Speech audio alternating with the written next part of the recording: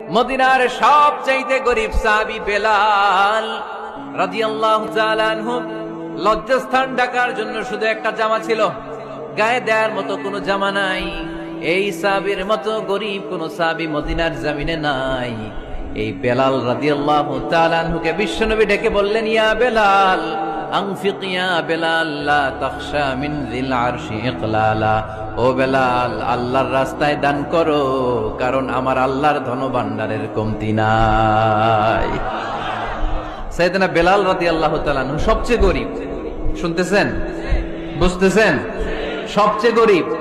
Down পার্টটা ঢাকার মতো একটা গার্মেন্ট ছিল, একটা কাপড়, এটা পেঁচায় আসতো, নামাজ পড়তো। গায়ে রাখার মতো কোনো জামা নাই, আর খাবার দাবার টাকা পয়সা বলতে নাই। ওই সাহাবীর বিষ্ণু ইসলাম বললেন, আনফিক বেলাল, বেলাল তুমিও দান করো, তুমিও দাও, দানের হাতকে প্রশস্ত করে দাও।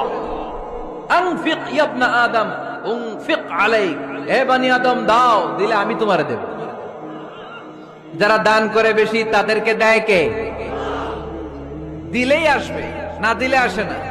আপনি দেন, দেখবেন আসতে শুরু করছে। এটাই সিস্টেম। দিলে কমে না, না দিলে কমে।